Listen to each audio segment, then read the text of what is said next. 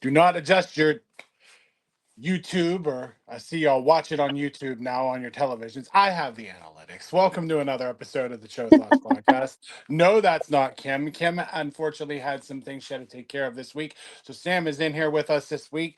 Sam, you look like you have this like substitute teacher vibe going on. Like I was like, I don't know if you were like feeling fall and a little bit of Halloween and you got all the black on, but I was like, you kind of have this like substitute teacher thing. I was gonna tell you right before we started, but I was like, no, we're just gonna put it on air. No, I was I I was find like, that so funny you say that because years ago I wouldn't necessarily say I was dating a guy, but we were involved, right? And he'd always be like, "You're so fucking hot," and I'm like, "I don't see it," and he'd be like, "No, no, no, like in a fucking teacher way." and then you're like, awkward, but okay, Very. okay, all right. But I could just see it now. There's just like this little woman coming in, just plopping up and be like, turn your books to page 48. So what they said. All right. Yeah. All right. I mean, Well, fun fact: I used to be a substitute teacher when I was in college. So funny how we're having a full circle fucking moment, right? I know, right? That's what it is. She was like, I'm gonna dress the part today. I'm I'm, I'm gonna That's slay this motherfucker real quick. and I'm laughing because like literally I dressed metal today. Like I'm in all black. Like I had my little leather I have leather pants on with my black. And then I was just like, it is too fucking cold outside though. So I got my cardigan, my therapist cardigan on, and I'm like, I look like an old lady. Like Well, no, you probably got somebody watching this going, a hot old lady or not some teach up in here. Shit. But like it looks like you just came out of Hogwarts, girl. Shit. But like it teaching is some that spells, eh? right? It's the fall season. Shit. That's what I'm talking about. Damn. No, I was like, I just saw it and I was like, yeah, I'm gonna point that out real quick. Just nip that shit right in the ass. Like, damn. Um yeah. So I touched on it with Kim and I think she's still working on, I don't know if she's done yet. Did you did you watch that Ed Gein monster? I did. So I know everybody was like talking about it. Plus, you got, I'm gonna butcher his last name, Charlie Hannum. Hannum. I can never say his last name, but we Conan. all know who the fuck he is. He is gorgeous. He is. So I was like, okay, I gotta see this. I gotta watch it, right? So I take care of a friend's dad twice a week. Like I'll just go over, keep him companionship, and just kind of tend to whatever basic needs he needs. And so every time he's in the living room, he'll sometimes like he'll sit there and he'll look at me and be like, and I'm like, you okay? And he like no joke, his TV is going, right? Like when it's on it hasn't you haven't been watching a show in a while and then it goes to that screen and it comes on. Well, I'll just be sitting there watching it. I'd be like, would you like me to turn something on? And he'd be like, yeah, whatever, I don't mind. So a couple weeks ago I was like, what are your thoughts on horror? He's like, oh well, it depends. He's like, how horror-ish are we talking? I was like basically a documentary on a serial killer with a twist. And he looks at me and he goes, okay, we could do that. We could do that. So I turn on the Ed Gein and we're getting through the first episode, right? I'm watching this. And now keep in mind, I have not done my research on it. I didn't know anything about him. And I'm watching this and immediately my therapist mode goes in. And I was like, oh, fuck, he's got schizophrenia. Like he's hallucinating and he's very delusional. Like Yeah. so side note, fun fact, science is actually getting more advanced with schizophrenia. And they are now discovering that the voices that people hear who have schizophrenia are actually their own thoughts. So thought that was pretty cool. Anyway, so Fun I'm fact for you like, motherfuckers, all right? right? Like, look, schizophrenia is one of those mental health diagnoses that intrigue me to the max. And this Yeah. is something that I have been studying. I like anything that I could get my hands on with it. It is something that I have yet to well, I can't even say that. I actually had a client where I started noticing in it, and it took some advocating. But yeah, he was officially diagnosed with schizoaffective disorder, so it was nice. And I was like, all right. But anyway, yeah, I started watching that, and I was like, yo, he's got some form of schizophrenia. And when we're talking about that time, of course, there's no medication, or I can't No. say that. I mean, it just wasn't as well known or Yeah. well perceived. So then, like, the first episode is where he, like, I don't want to spoil it for anyone who hasn't watched it, but the first murder occurs, and I'm watching it and I'm like, no, no. And then the way his mom started like coming at him and you weaponizing religion against him, Yep. and I was just like, yo, no. And so I actually pitied him. I pitied him. I actually was like, I can see why he's talking this way. I could see why he's acting this way. And I wanted to harm his mom. I think a lot of us wanted to fuck up his mom. And I couldn't get past that. Like, even as a therapist, I just wanted to be like, bitch, listen to me. Therapist hat is now off, okay? Like, Right. Especially when she kept like she would belittle him and she would tell him like I never wanted you, I never wanted your brother. The way they talk is great though. It's when your father laid with me and made me have these babies, I was like, God damn, like oh god. right? And But then then she's that's just where taking it I there. looked at that, and looking back on the history of that time, I had to question, was she in the most gentlest way possible stating I was raped? Maybe, maybe, but then like I don't know. The more you do like, I mean, I knew about him because like I'm weird like that. Like I'm into that Hmm. shit. And like, again, for its time, I don't know. It was just like she didn't want to be with the dad, but then like the dad was a hardcore alcoholic Hmm. and like wasn't really there. And then if you do like the actual research, not compared to the show, like the dad was around. Just in the show it was portrayed he wasn't. But Yeah. he wasn't there a lot. You know what I Hmm. mean? Like what you saw in the show, that little figment, he was around a little bit more than that, but not a lot. Yeah. And I kind of figured that because I did my own little research after watching the series. But you also got to remember this was during World War II, so I'm horrible with dates, what, like 1940, 50s, something like that, right? Yeah. And you still have to remember women did not have so many, as many rights. And it was part of that society is that if you wanted to thrive and survive, the only way you could was you obeyed your husband. You Right. did what he said. And it didn't matter if he was drunk. It didn't matter if he like beat the crap out of you or raped you or anything of that nature. Like, he was the breadwinner. You took care of the house and kids. End of story. Right. You Just know? like in the show they have the domestication classes. Yes. Yeah, and I was like, oh wow. And then Hmm. that one girl, Adeline, was actually like trying to break the cycle. Hmm. You know what I mean? Like she wanted to do her own thing and carve her own path and didn't want to be domesticated. So I like that in a way because it was like her trying to break the barrier and break the mold, but Right. it was highly frowned upon. Like, no, you're Hmm. gonna do what you say, and this is how it's done. So then you get like her aspect, and then you get like Ed's fascination with like the war and like how the bodies were over in World War II from like Hitler and towards the Jews, and you're like, oh, oh, okay, maybe that's what attracted him to be fascinated with like gore, bodies. There Hmm. was nothing what we have now. No, no, but it lost me. It got to a point that both my client and I were just like, we made, I don't even remember what episode it was. He was dancing his mom's dress and he was wearing the skin of one of his victims. He was And wearing the mask.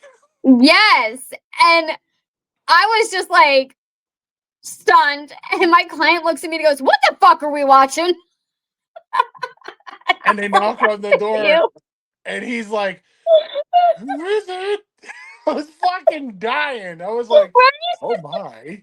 And is they're like Eddie Gein, and he's like, yes. And I was like, dude, he's doing it in like a female voice. And I was like, yo, bro, they know it's you. Like, you know what I Right? mean? I was like, oh my God. And then he's like, I'll be there in 1 minute. And I'm like, Hmm. okay, oh yeah, he got a take Yeah. everything off.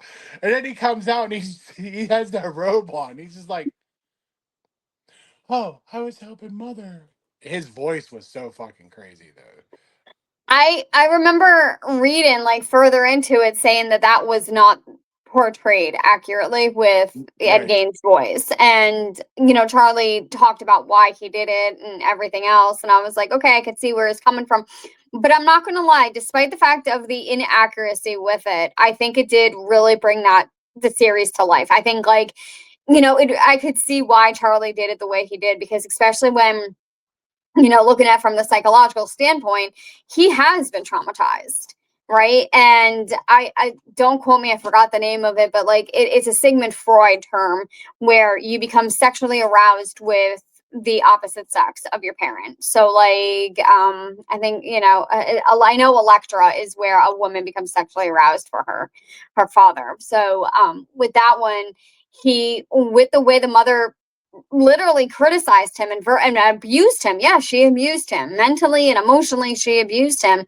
I could see where in his mind he, age wise, would portray this young person and Right. this young innocent person. And I just feel like he did a fantastic job bringing that to light, bringing that Oh, like so. 100%. And then you eventually get the stories of other things that took on life because of Ed Gein, and Mhm. and it's great. I really highly recommend it. Um, just it's a wild fucking story. It really is. Yeah. It also transitioned Brandy into watching the first season, which is Dahmer. So Yeah, she's I starting to loved watch that. Dahmer. I'm not gonna lie, Dahmer was pretty Dahmer fucking was cool. top notch. Yeah, like Now I'm ready for the next season. I'm not gonna lie. Okay, I have been a huge fan of Lizzie Borden. I have gone to I've been to Fall Rivers, Massachusetts. I have done the tour, the Lizzie Borden tour. I have stayed in the Lizzie Borden house overnight. Have been highly disappointed because no activity. But my middle sister went during Halloween. She did the whole Halloween paranormal tour and with Lizzie Borden's, and she did get activity. So so now you're I'm like, really big on the next one. yeah, I think it's a great tie-in to do her, which is fantastic. I love how, I mean, I really wasn't too fond of the Menendez brothers story, but I get it. But like I love how they intertwine serial killers. Like Hmm. like in Dahmer they talked about Gacy. In Ed Gein they talked about like how it affected like how Psycho came into bed and how the Texas Chainsaw Massacre and Buffalo Bill, the influences that shit happens. Right. So I'm kind of excited to see what Lizzie Borden brings to the table next. And I will have to agree because Lizzie Borden was never convicted as a serial killer. She was never found guilty.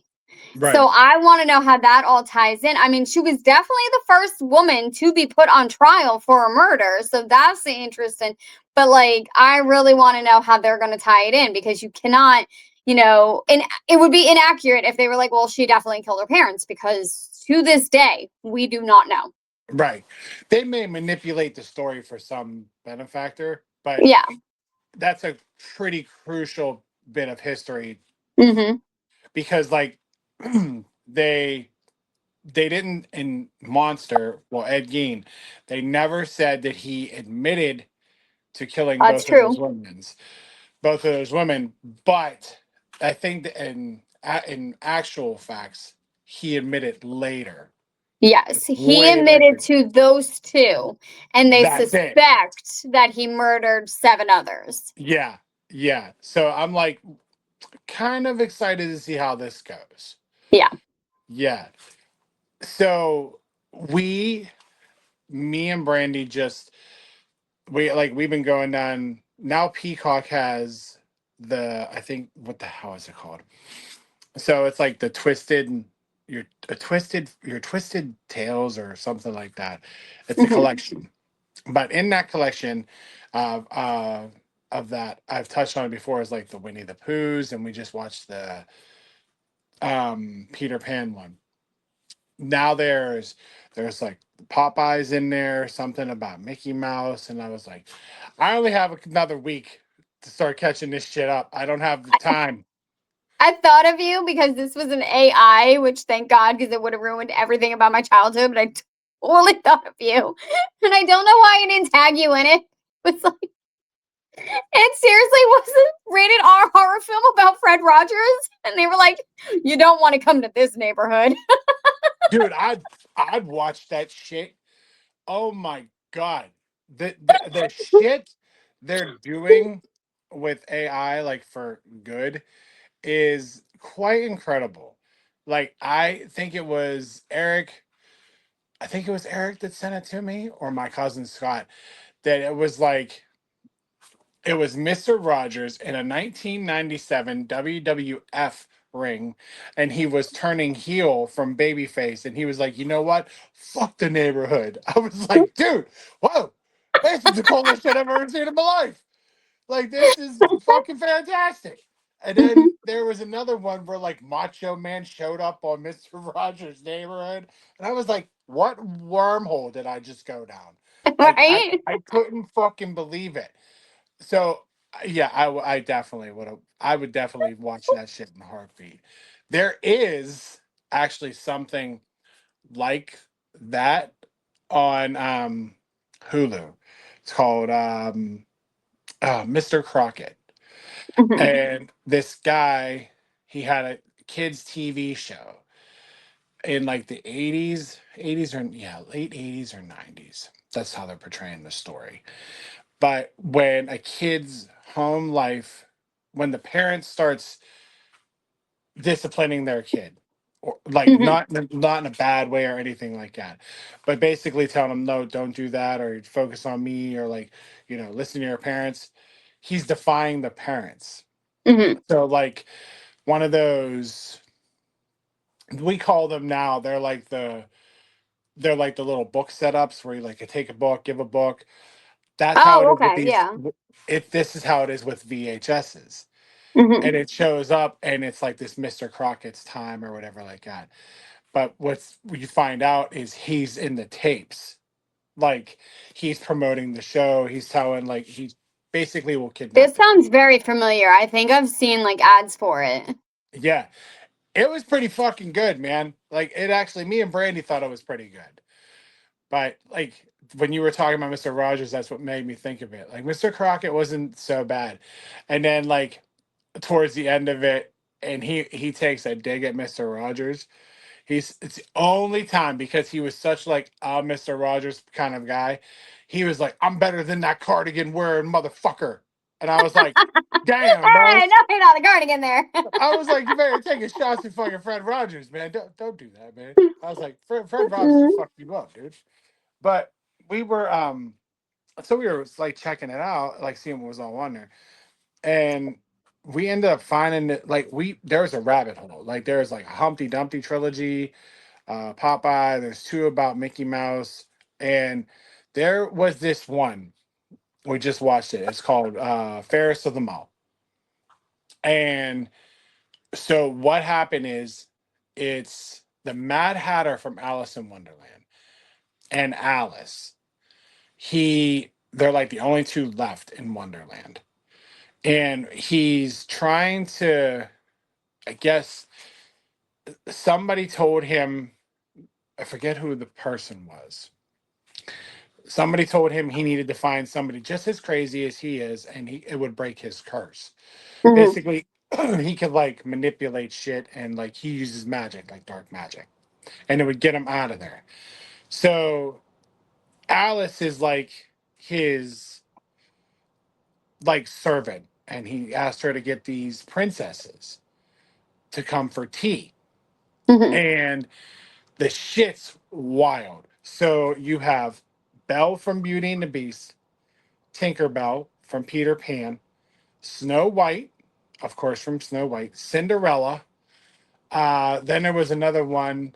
They called her Gabriella, which doesn't make no fucking sense. It's clearly Ariel, Hmm. like clearly. And then they have Aurora, but they named her something else. And he makes them fight each other to the fucking death. Like it's crazy shit. But like the twist on it is each one of the princesses has a dark power. Like Okay. so Snow White is actually like a cannibal. Yeah, that's wild. Um Ariel needs blood to survive. Like So like a it's vampire. slightly, but she don't but without the vampiress. Hmm. Um Belle from Beauty and the Beast can turn into a werewolf. Like and Cinderella, what did they say? Like Cinderella basically at the drop of a dime has an alter ego where she can kill on command. Hmm. And then like they show the fairy godmother, and the fairy godmother's very dark and disturbing. And it just has a couple twists and turns, but it's like it's only an hour and a half long. But when it ends, you're like, that actually was fucked up, but it was actually a good movie. Like it's just like you wouldn't. You kind of always want to go, man.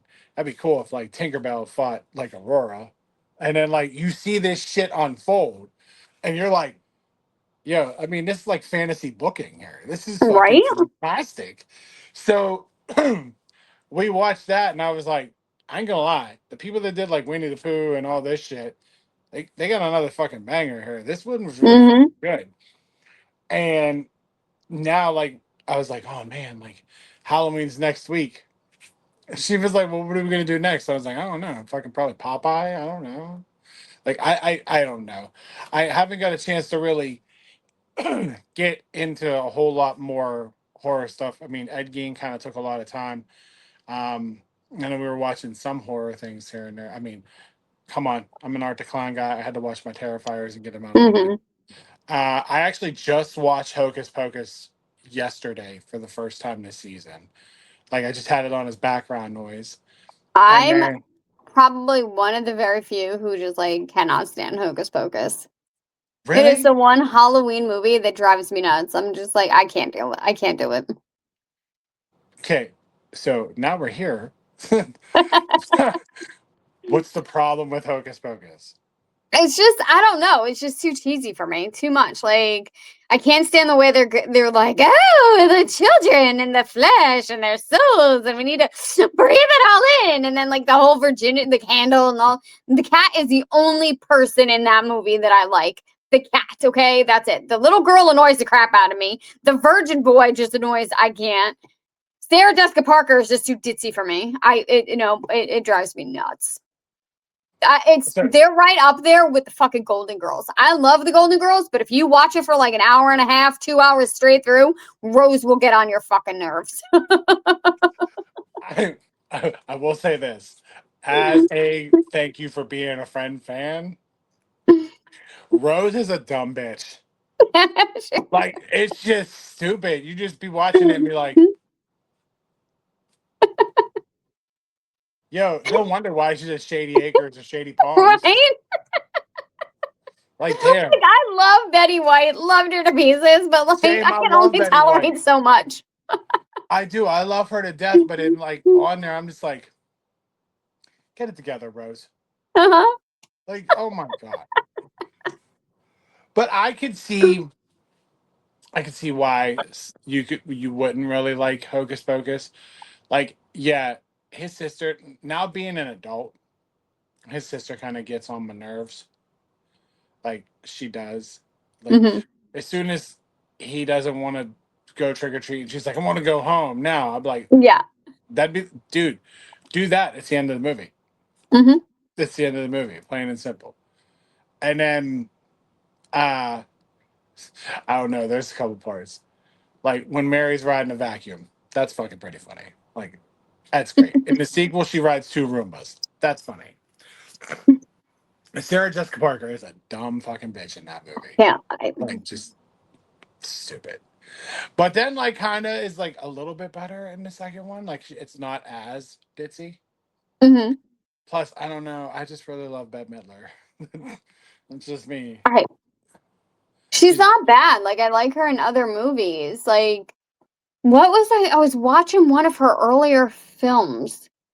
Maybe you know she sang this song. Don't no, that's Barbara Streisand. Never mind.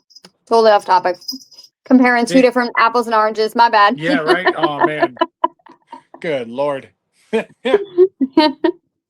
What I did watch, I watched with Xander.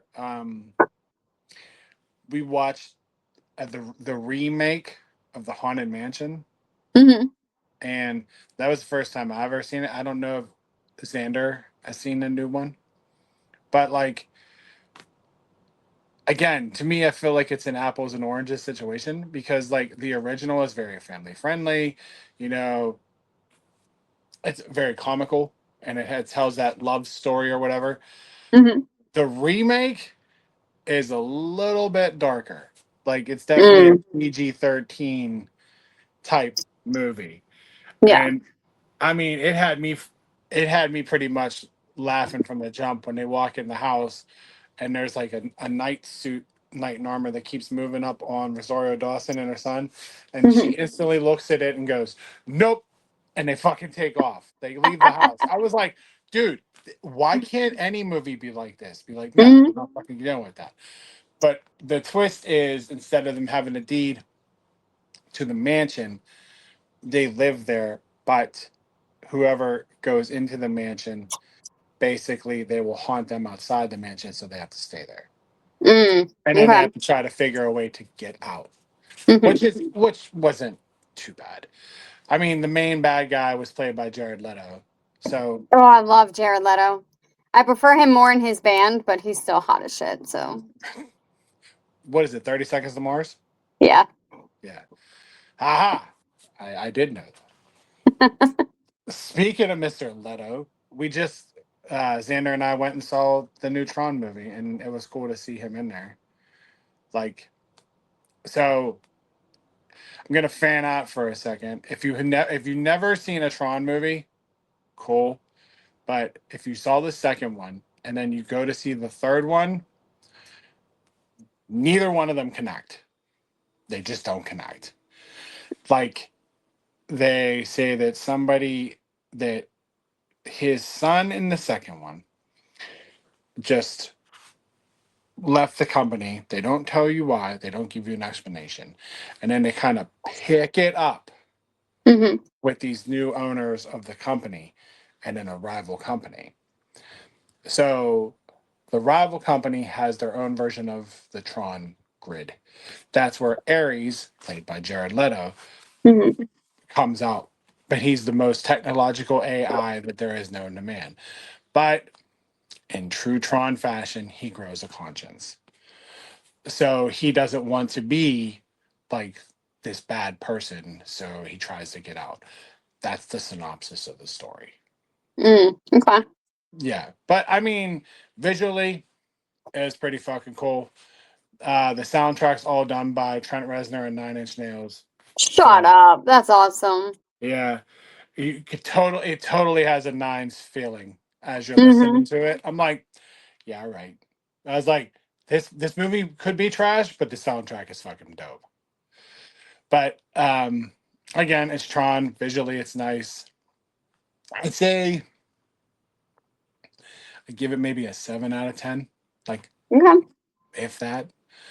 But I don't know. I sat there with my kid the entire time, and he watched that movie just completely into it. And I was like, I ended up talking to Ashley and Brandy about it, and I think it was more or less like the colors, the visual, hmm all that, all the computer stuff. But yeah, like this was all his idea. Like Thank he you. wanted to go see Tron, and I said, "All right, like, are you sure?" Yes. I'm like, okay. But the thing is, here's a cool, like, it made me feel good. So my dad is a huge fan of the original, like the 1982, 84. Hmm. And when I was a kid growing up, I watched it with my dad. And then the sequel came out and I watched it, told my dad about it, and he watched it. And then I watched it with Xander. And then Xander liked it. And now the third one's out again. I tell Pap that it's out, and he's all like excited, but he's like, I'll see it when it comes to Disney. And then I said, well, your grandson asked me to go to the movie theater watch it, and he was like, I think that's awesome. That So is. like it just basically just how we did it. And when we Hmm. got done, I was like, did you?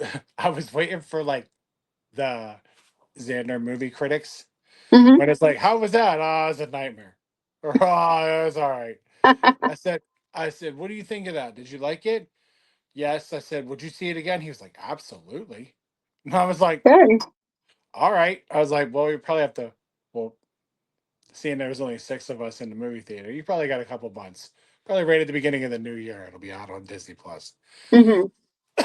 I mean, it was nice. Like,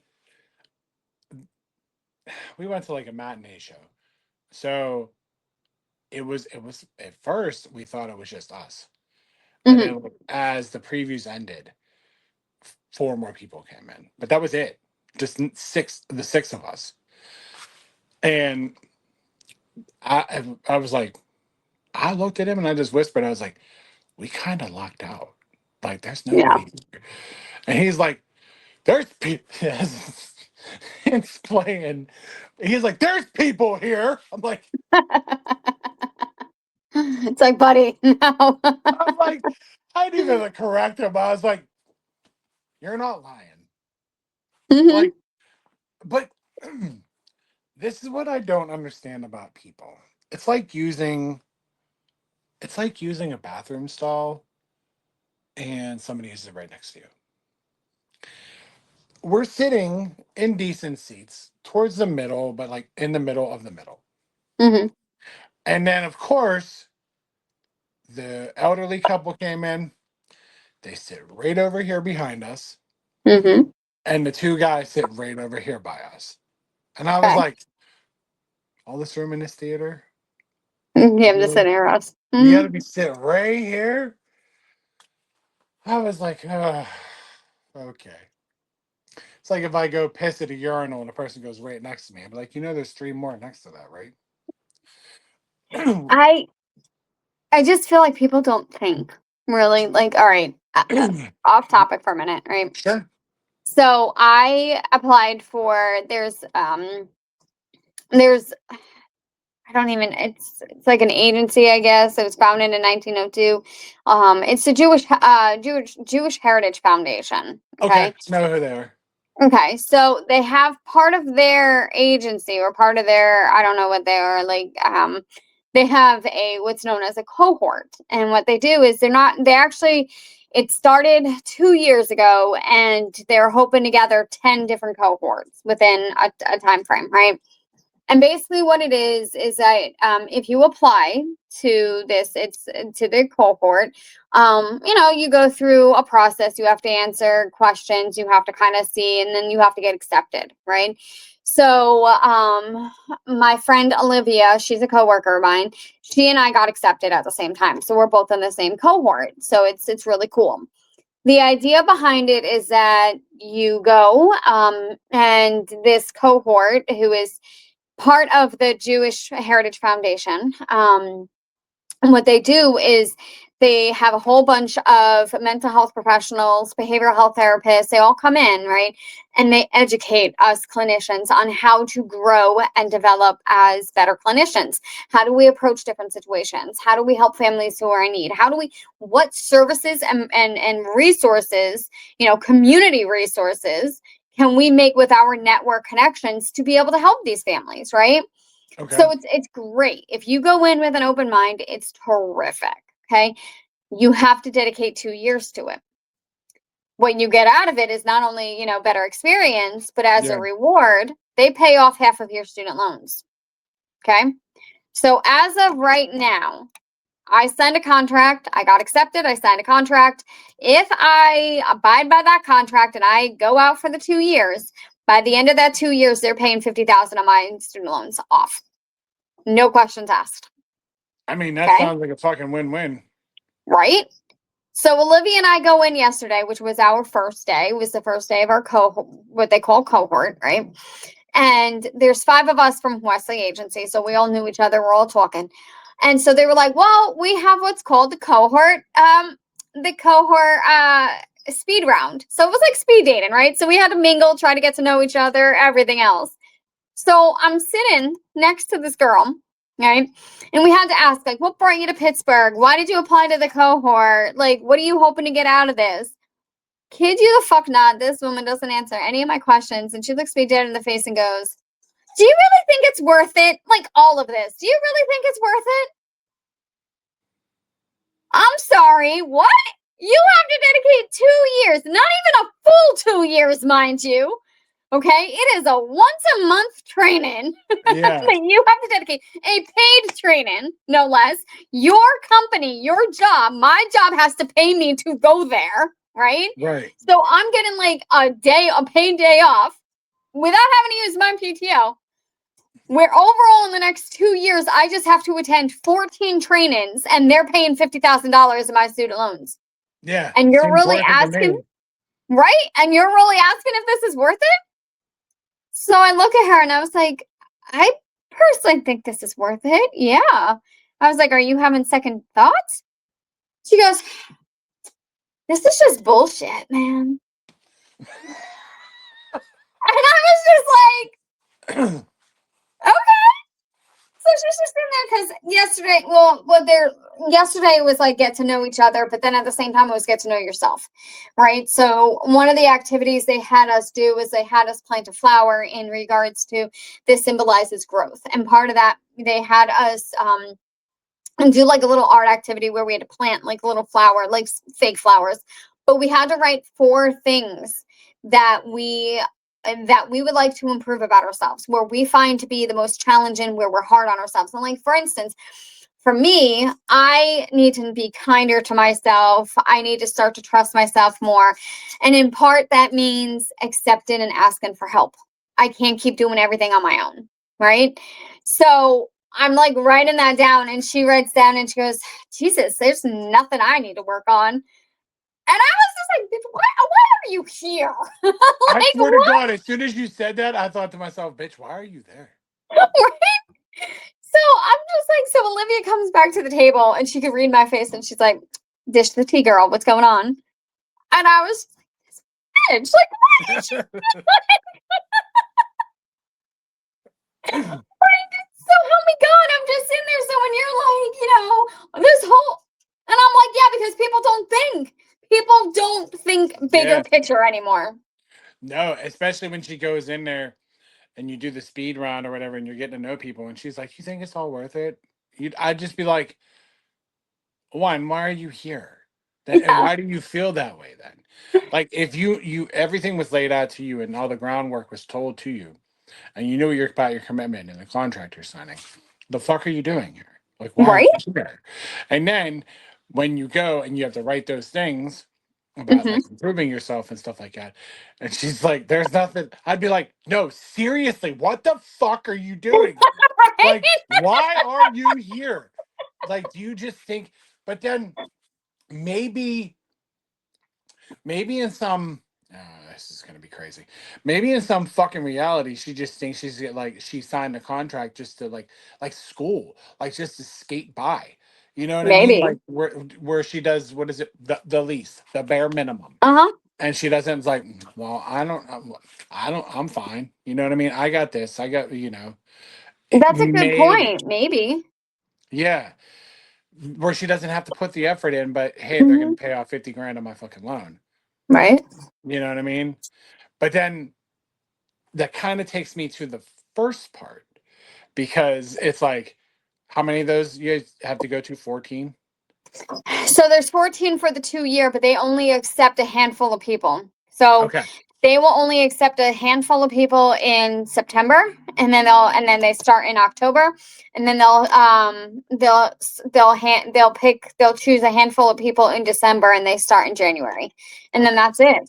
And then you have to, you know, but yeah, Carry within on. two Yeah. years, there's only 14 trainings. That's But it. that's what I'm saying is like that takes me to the beginning. And then when she's like, this is all bullshit. You kind of fucking signed up for it. Like you knew what you were What it getting was. into. Mm-hmm. So Yeah. I don't know. I And don't like, know. The this second is part, I where, could kind of see her going, you know, yeah. like there's nothing wrong with me, or just kind of skating by. But the first part, it's like, no, bitch, why the fuck are you here? Like you knew what Yeah. you were signing up for.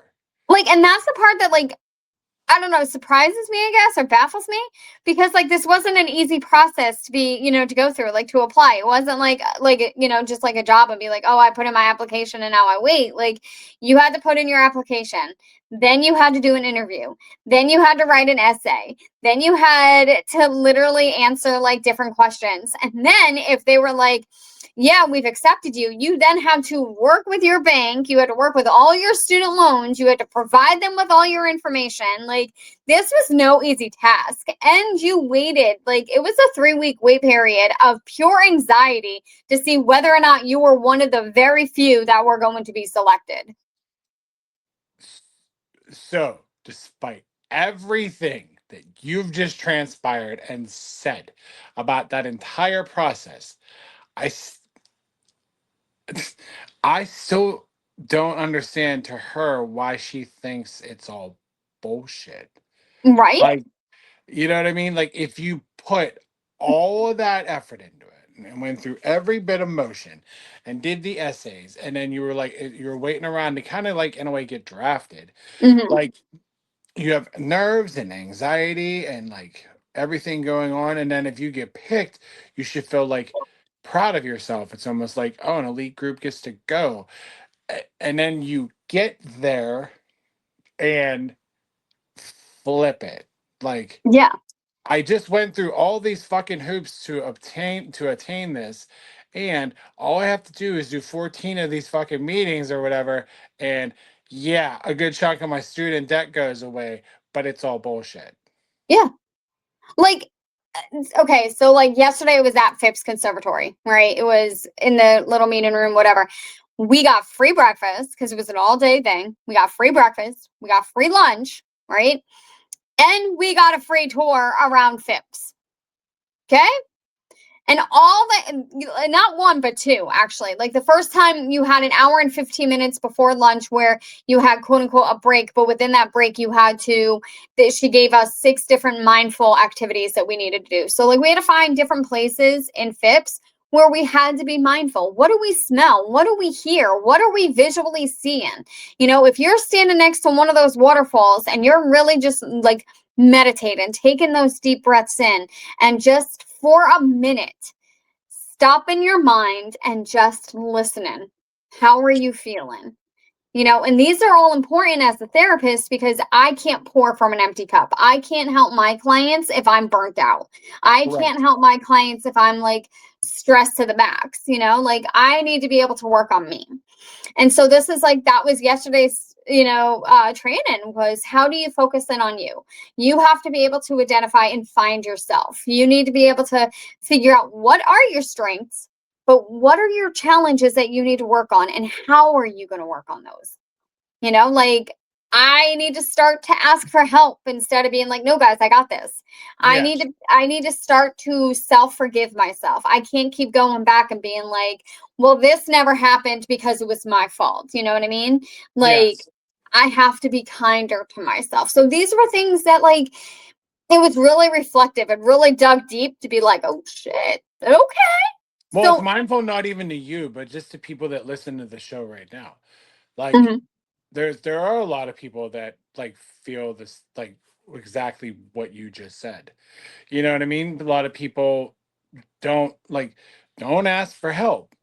Like a mhm, lot of people don't. A lot of people want to be very independent, and that's fine. That's perfectly fine and dandy. But there are also times where even I say this now, you don't want to be spread too thin. Mm-hmm. You want to be able to at least talk to somebody. Like Mm-hmm. it should be there no matter what, professional or friends or whatever. But then in a way, I think we're all built that we, for the most part, I think we're all built that we could take on the world Mm-hmm. to some discretion. Yeah. But then there are times where we feel, and I mean that's just people, we feel like asking for help is a thing of neediness. Like, Yes. you know what I mean? And then It like, but you have to understand it's okay. It is. And that's the thing. So a lot of it is it's like it's a hyper independence. And a lot of it is because so many of us have been let down in the past. So many of us have been like, well, when I did ask for help, I was turned down, or I was told, oh, you have to do it yourself, or it wound up in a situation where I still had to do it myself. So what is Yeah, the point in asking for help? So a lot of 100%. people associate asking for help as a sign of weakness, Yep. when in fact it's a sign of bravery. It's a sign of showing that not only are you being kind to yourself, but it takes strength to be able to ask somebody for help. It's Yes. okay to ask for help. It's okay to admit, hey, you know what? I can't do this all by myself.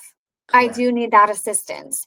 So, and that is something like a little side note, like I had a really, really rough Saturday last week. Like, I was stressed to a max. Like, Paula was so bad that I didn't eat all day. And of course, being on Ozempic, it like ruins my appetite, whatever. So I For was sure. driving home and I was like, you know what? I'm just gonna get a hoagie from Get Go, right? So I go to Get Go and I ordered, a made to order turkey sub, and I was like, this is what I want. I'm getting a turkey sub. And the guy calls my number and I'm all excited. I was like, yes. And he goes, ma'am, he's like, we're all out of turkey and we're all out of lettuce. I do have ham and I do have spinach if you're willing to do that. I was so stressed out. I bawled my eyes out. I literally started crying. I didn't even have, it just came over me. And I was just like crying. And this poor man is looking at me and he goes, I don't have to make the ham or the spinach. You can get a full refund. I promise. He's like, this woman had a total breakdown over turkey. Right? Somebody cut her a fucking turkey. I'm sitting there through gobs of tears being like, no, it's okay. You can make the ham. But you had a breakdown moment.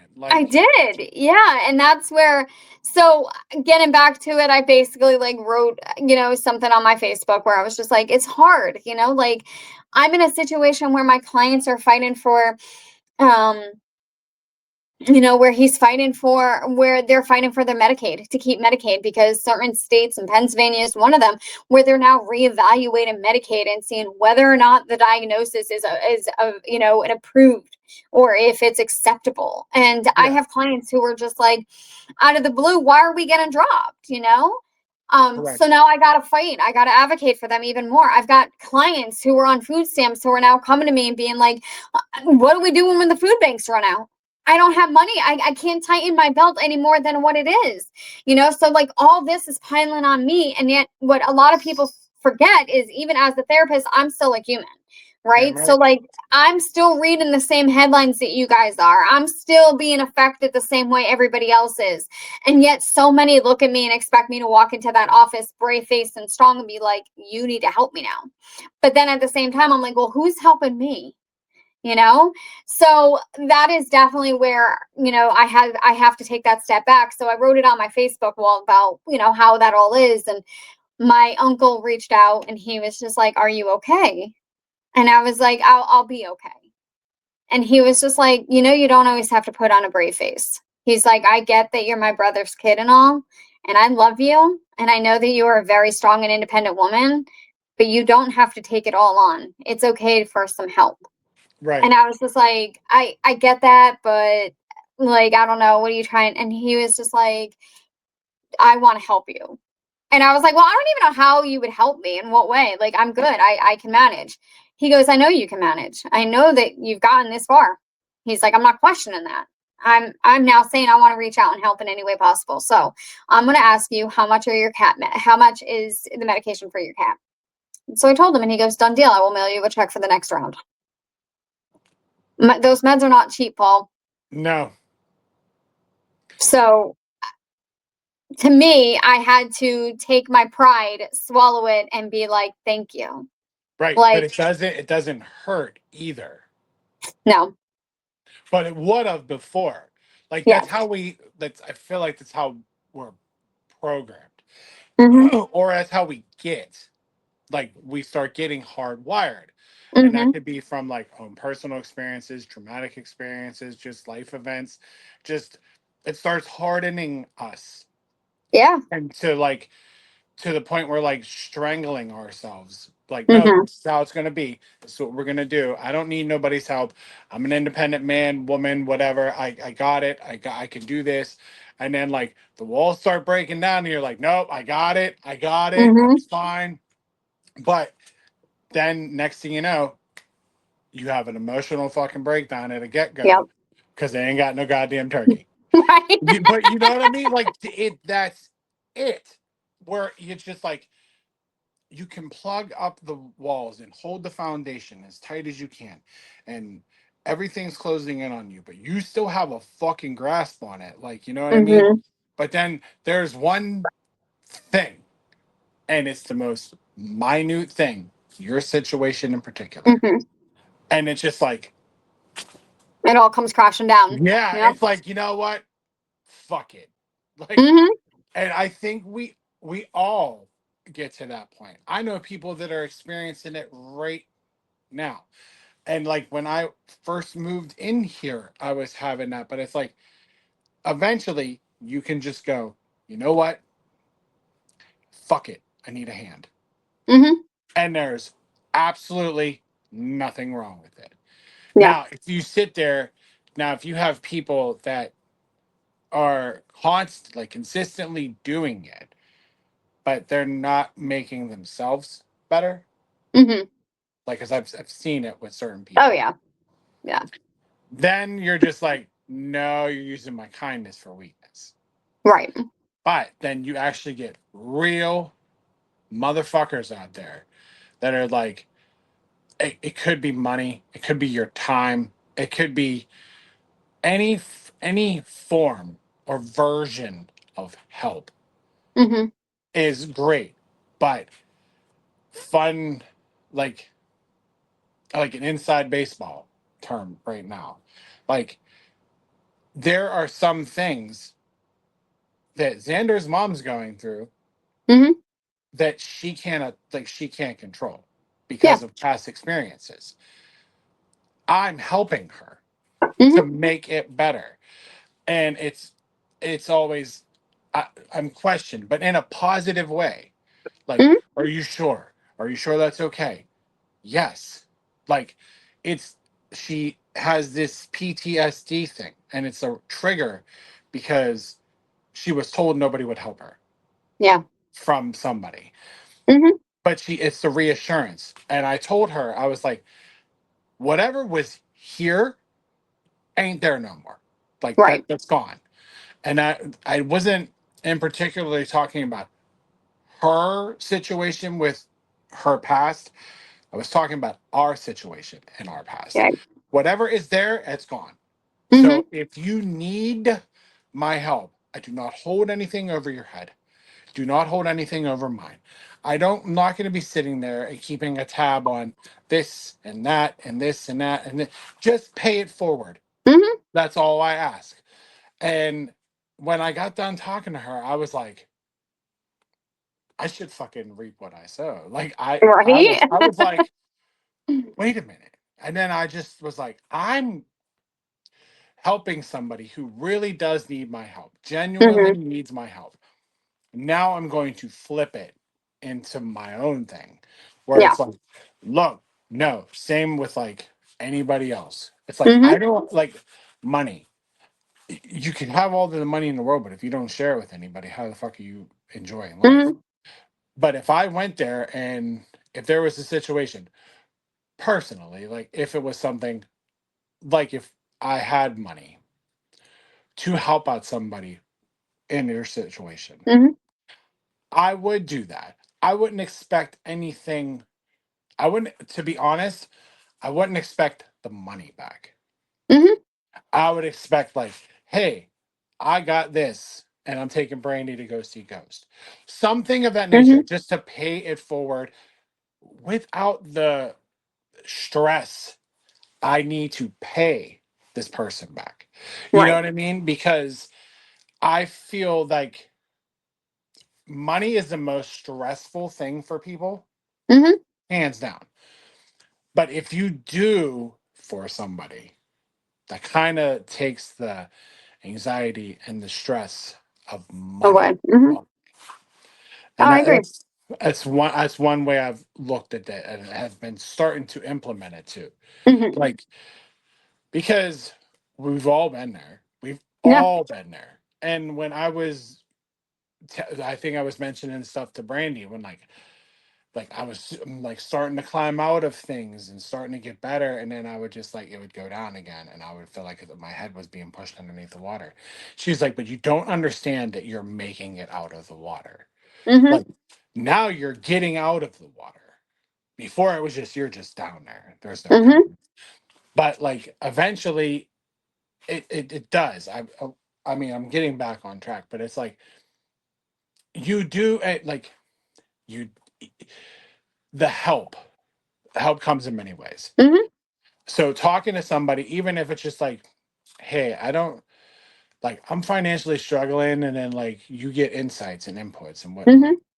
And knowledge is fucking power. Like I Oh, ask my absolutely. dad about fucking money shit all the time, and he'll tell Mhm. me, no, do this or think about this or whatever. And so I get it. I mean, it's bold putting it on Facebook. Yeah. Like, yikes. You already know how I feel about everybody putting their personal emotions. Yeah. Only because I have siblings that do it, one in particular. But Oh, yeah. No, I don't go to that extent. yeah, Like, that's like the far end of the fucking spectrum. yeah. But it's just like a vent is fine, stuff like that. Or Mhm. just to put it out into the universe. Mhm. You know what I mean? You're not, again, you weren't seeking your uncle out. You know what I Mm-mm. mean? You're just Nope. putting it out there. And then, of course, that's how the stars aligned, and that's what Mhm. happened. But And that's where I one remember, like, that was his choice, his decision, right? hundred But percent, it still took a lot of strength out of me to just be like, I accept that. Thank you yeah, for reaching out. Thank you for helping me. because we all go like, man, I don't know, and then we get guilty. Mhm. Guilt's the first thing that takes us over. When Yeah. somebody's like, hey, I want to help you, man, I don't know, you know, you know, because then our initial reaction is, oh fuck, I gotta pay that back, or Mhm. that's where everybody's mind goes. Like we're not the only two on the planet that think that. Like it's just that's how it goes. Oh, yeah. But I've had so many things where it's like, oh no, I'll get this or whatever. Or I'm like, oh, okay, or Mhm. something. But that's more or less. I feel if we were more pay it forward with people, or Mhm. pay them back by helping them out in a situation or whatever. When I feel like when the phone call comes to whoever, that they'll help you. If you Yeah. help them, or if not, if they can't help you, they will help you to some degree. Right. And then it's like with them, it'd be like, okay, if it's fuck hypothetical number, if it's like $300 they loaned you or whatever, then you sit there and they're like, oh well, I can help you. Like, here's $150 towards a bill. See, look, Mhm. your cat's fine. Yeah. See, but then like the next time they give you another $150 to them, they'll think it's even. To you, you're just like, well, in some people's minds, it's like, yeah, I'm even. But other people are thinking like, well, people that take advantage of it. Yeah. You'll be like, oh, I just got $300 out of them. I can't disclose who I'm talking about, but everybody I has know a people like that fucking though. great I do. feeling who I'm talking about. Believe me. But yeah, but those people, if those people make it harder for people like us. Yeah. Because you you don't want to be seen as that person. Mm-hmm. So yeah, that's like we could be here all day. It Yeah. weighs in, and there's good and bad to it. You know what I mean? Like, oh, that's a great feeling, but at the same time, like, we'll feel guilty, but don't. Right. You got to be able to work through that. You got to be okay with it, and it's Yeah. okay. It's Mm-hmm. fine. Nobody thinks like less of you because of it. Like, Right. no, no. So Nope. that was good that they taught you that to like write it down and Mm-hmm. let it out, and that was really cool that even like, because you're another one that tries to take on the world. Yep. But now you're like, wait a minute. And Mm-hmm. that's great. Because now even you see it. Where you're like, Yes. yeah, all right. But Well, like, that was like today they kind of went a little bit further into and they talk more about self-care, right? So one of the things they gave us and I've given this same list to my clients to work on so that they become more aware so we could process what they do with their self-care. And I'm sitting there going through it and they want you to rank it 1 through 3. 3 being like, you do this more often, it's kind of like a routine for you. 2 is I do it. I could use some work. And 1 is more like, oh, this is like a rarity. And 0 is I don't do it at all. Right. right. And so there was a new category and it talked about like personal, right? And so personal included like different relationship. Well, they have a category for relationships, but the other one was like personal, things like that. And this one for some reason fell underneath personal, not so much relationship. But I got a kick out of it because I was just like, hold up. And I brought it to the trainer's attention and we actually like dove deep into it. But one of the questions was how intimate are you, or how often do you have sexual relationships with either yourself or a partner? Well, they wanted the nitty. They wanted some tea. So like I called over I was like, well, I have a question about this because like here's where I'm gonna like challenge you, right? You're talking about sexual relationships, okay? I'm looking at that as just sex, okay? Fine, we can, get a good nut out, whatever, okay? We can have a good time with ourselves, with a partner, okay? But then at the same time, you're telling me in self care that I need to learn how to love myself. So, where does that intimacy come in? Does that fall under relationships or does that fall under personal? Because self care can classify as, intimacy. And I can be very intimate with myself, not on that sexual level. That's true. And then you can still blast one out. I know, right? It's like, yeah, I love myself, but I got about a good 30 minutes real quick.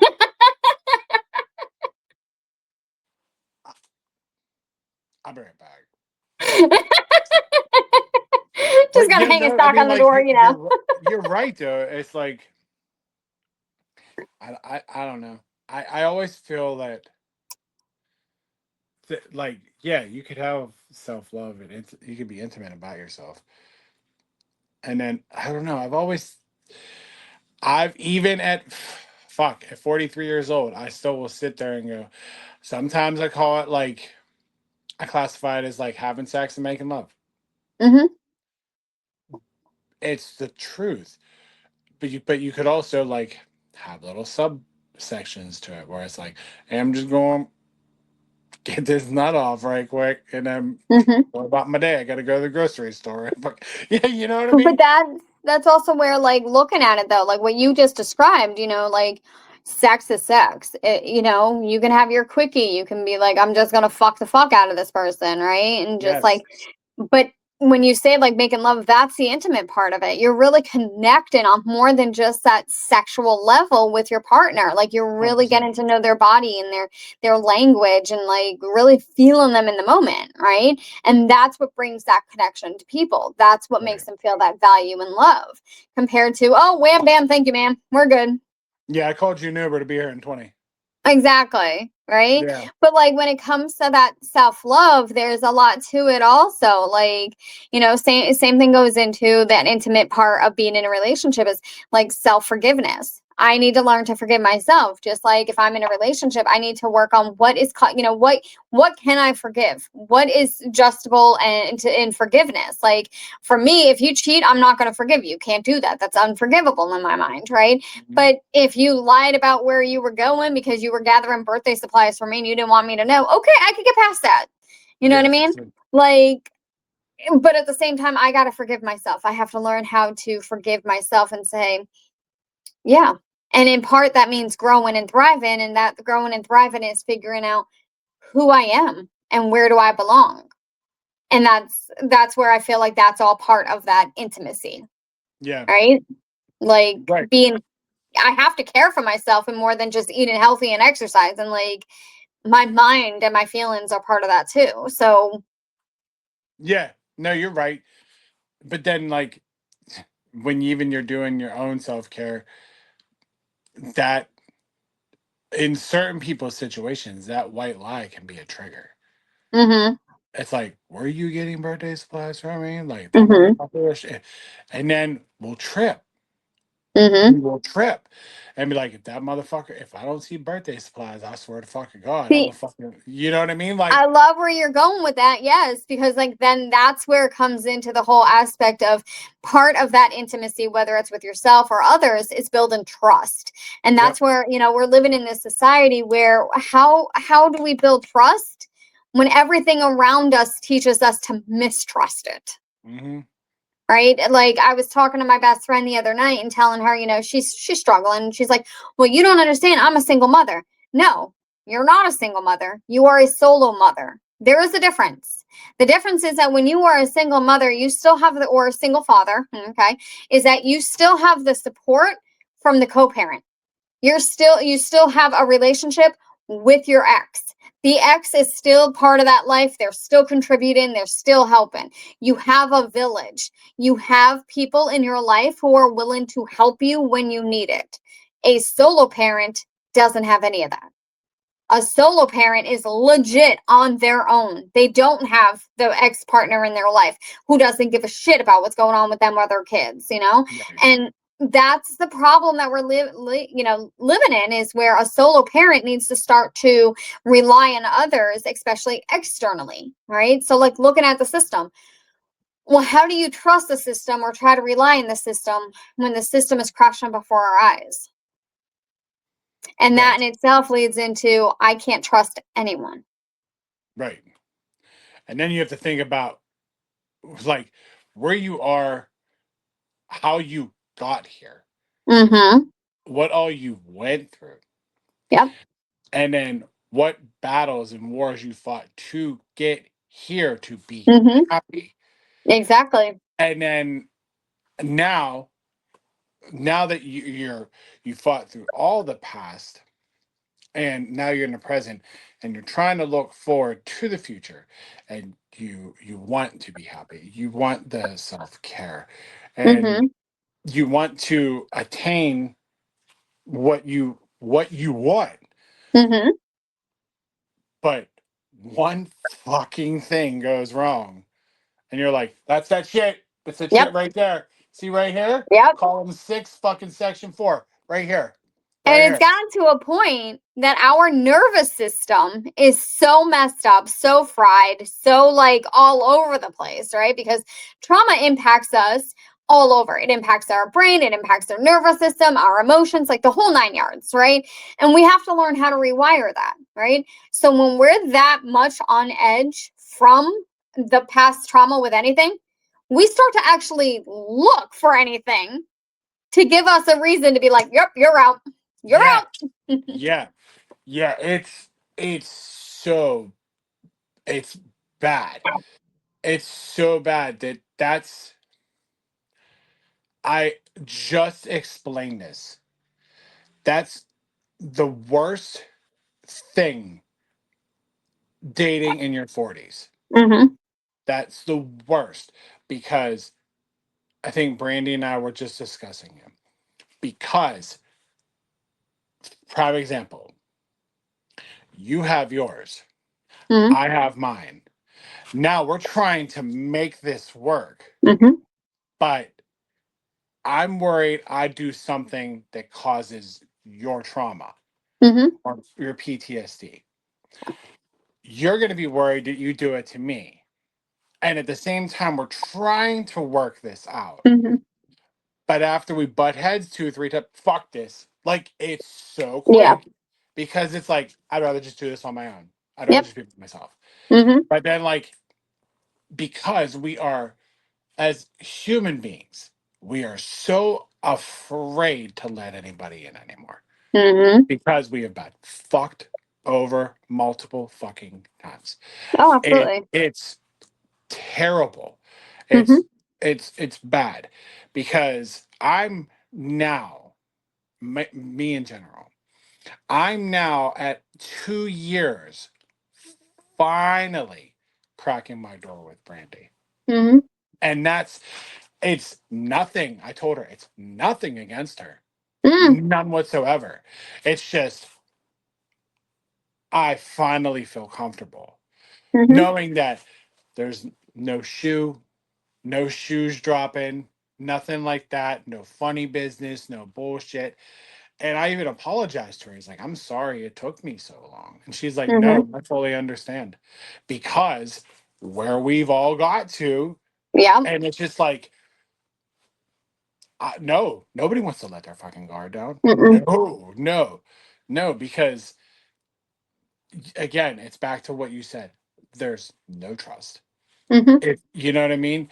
And to your point, when you've been fucked over the whole time and you made it through the storm, and now, like, now I'd say now I'm a single parent. I was Mhm. a, I was a solo parent. But when you have to manage, even though I had my own little village, I didn't have the whole village. Mhm. My thing was there's got to be some way out of this. Yeah. And then it was like, as it got further and further away, and I was like, man, that shit ain't happening. I just accepted it and started doing like my own island. Like, here we go. We're Mhm. going to start our own thing. And then, just like your friend, you start sitting there going, well, all right, well, I'm going to need this. Like, I'm going to probably need Mhm. some. But then you sit there and you start realizing that that fucking help ain't coming. Mhm. Like, especially from like assistance, you could try your ass off. And then you may get it, you may not get it. When you get it, consider it a fucking blessing. But Right. don't think of it as a consistent help. Mhm. It's a constant help. Don't think of it, even though it's intended to be that way. It can easily switch up on you, but you take it as you can get it. But I feel it.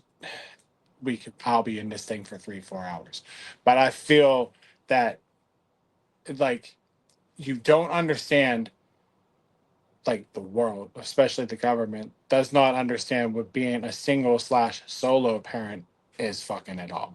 Because we can't No. make it. We cannot And make there it.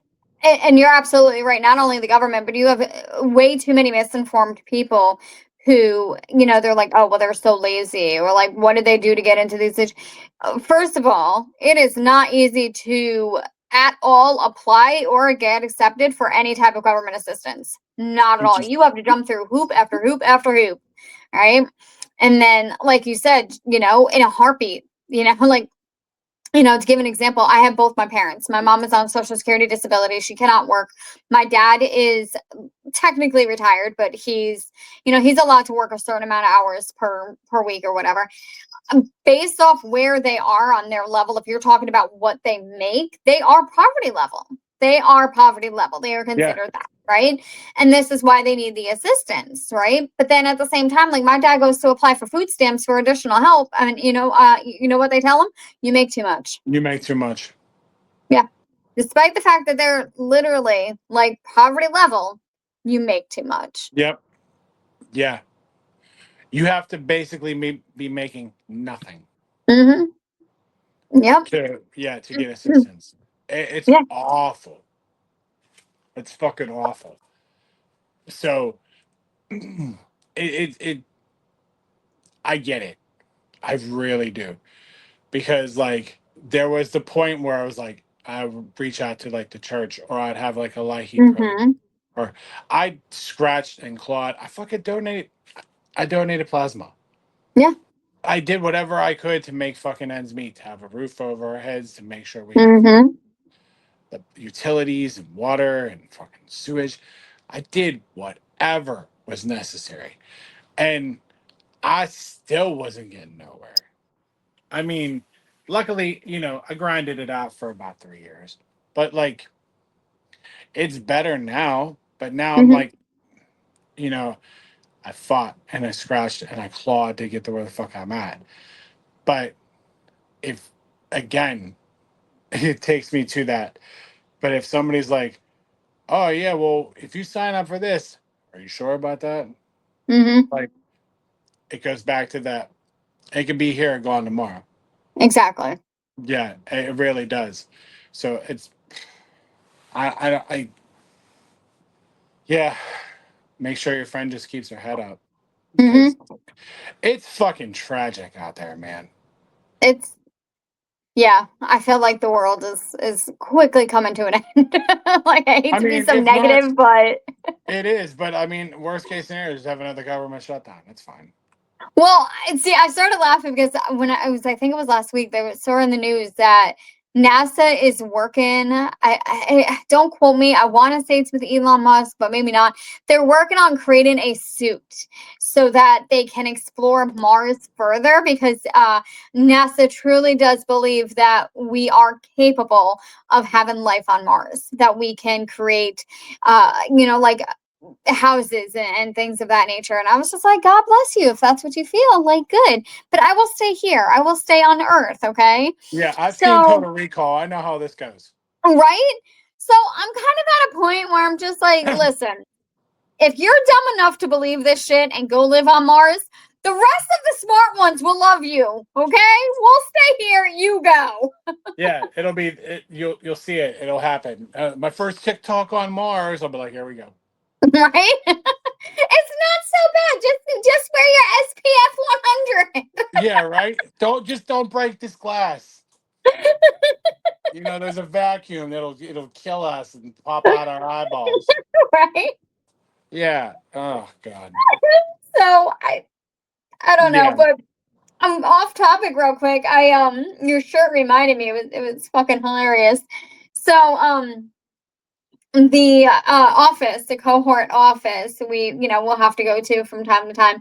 We had to go there today, and they're adjacent from the theater. What is it? Theater Square Garage, right? So it's like downtown near the Benham Center, and so we get there and we walk into the giant office, and of course we sign in with a security guard, and the security guard goes, oh, okay, yeah, like you want to go to the 25th floor. So we're like, oh, okay, well, we walk right around, whatever. And right before we left, he goes, no, just make sure you get on elevator K. All you have to do is step on the elevator and it will take you directly to 25. So my friend and I were the only ones. We were like, oh, okay. So we press it. Elevator K comes down, right? And all of a sudden, like, literally, we walk in, there are no numbers, no buttons whatsoever. It is just a pure steel wall and a carpet. And we get on the elevator, it closes, right? And all of a sudden, it like, boom, like it is going fast as fuck, right? We're watching like the numbers and we're thinking, okay, 1, 2, it goes 1, 2, 16, 17, 18, 19, 20. And I'm like, where the fuck did the rest of those floors go? Okay. So we finally make it. Like I kid you not, it went up. It went real up.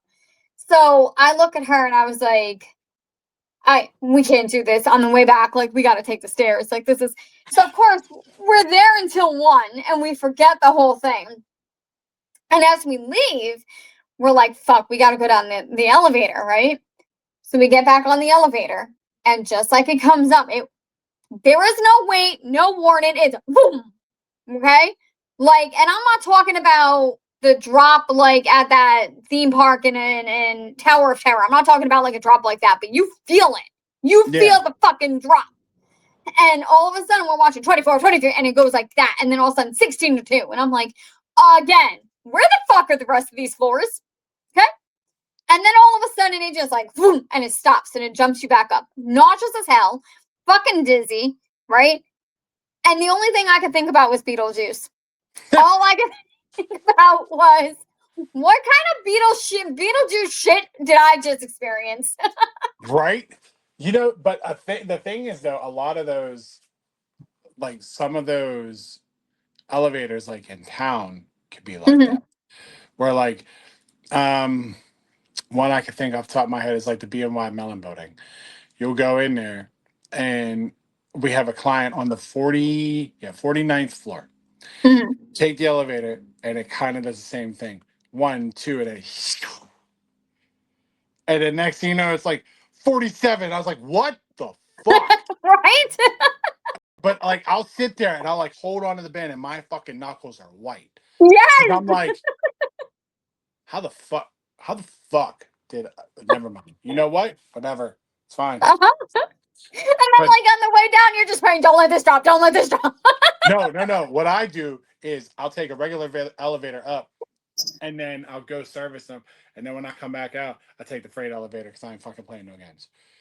So, I don't know the name of this building, but like Morris's Steakhouse is in this building. So, if you know the area, that's like very familiar. It's, Yeah, I know where it is. yeah. So, it's that building, right? So, I guess like if you work in that building, you have to have a badge in order to use the elevators.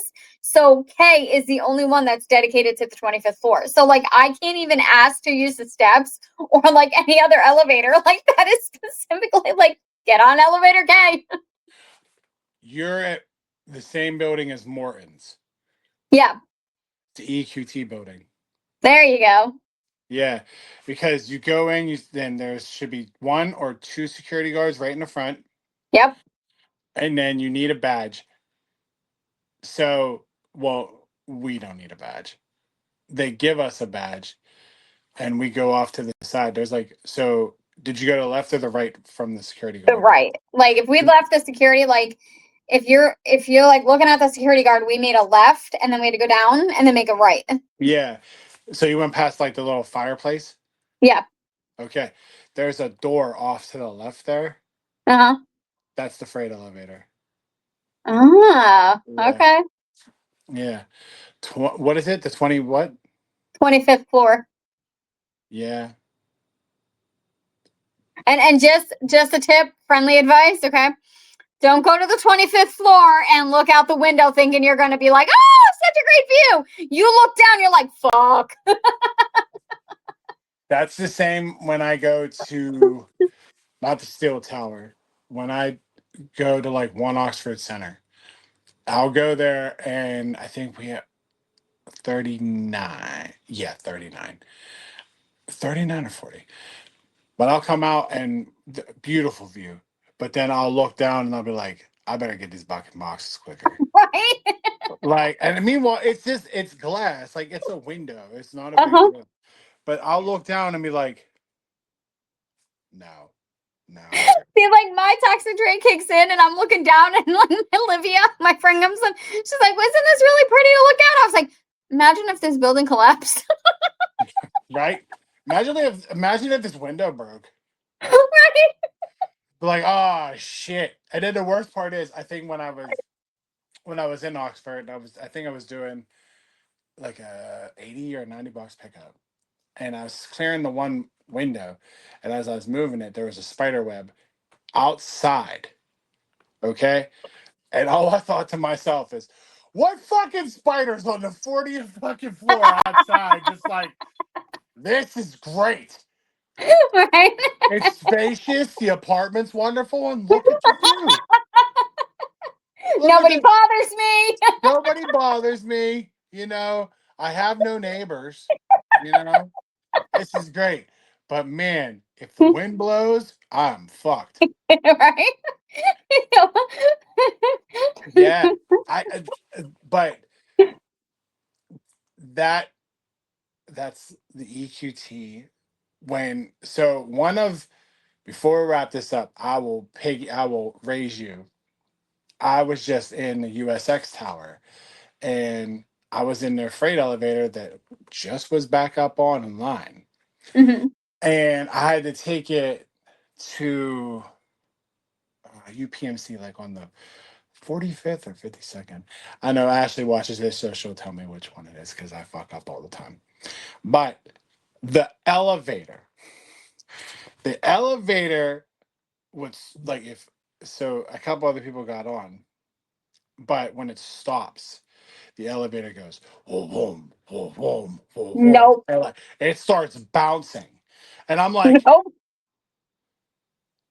it did it like the second time somebody was getting off the elevator, and I wanted to be like, no motherfucker is getting off of here until I get off here. Like, I was like, dude, I can't. So as I reach the UPMC floor, I feel it. Like, I feel it going up and Hmm. down. And I'm going, whatever happens, I either am going to walk my fucking ass down 52 flights of fucking steps, or I'm gonna call the guy who comes up here in the service elevator. Because there ain't no fucking way I'm taking that thing back down 52 fucking floors. And if somebody stops it and it's going down, Uh-huh. nah, Nope. nah, nah. Nope. Boom, boom, boom, boom. And I'm sitting there going, this is when I die today. This is when I fucking Right? die. That's what I they might died not in do. I They died in text my mom, I USX love you. fucking time, right? I die in the USX tower where I know there's fucking roaches in the fucking bottom of the fucking floor. I'm like, oh, that's gonna be my life. Like I just splatter, now there's roaches all over. I'm like, oh, grand, wonderful, fucking fantastic. Oh my god, we ended it on roaches. Sorry, people, that's how we're gonna do it. But I was like, that'll do it for this week. I will be back next week. Hopefully, I will have Tim from Dark Side Collectibles on here talking about what's going on with his business. He'll probably give us a little tour of the facility. Uh, Sam, you'll probably be back. It's Halloween week. Yeah. Um, and then also, I think Kim's coming on during the day on Halloween day, since I'm actually going to be off on Halloween. I am And too. Because I no got news way. for you. Yeah. Kids don't want therapy when they have to go trick or treating. I know. It's crazy. But yeah, so yeah, next week should be a fucking banger. So Hmm. for Sam and myself, we will catch y'all next week.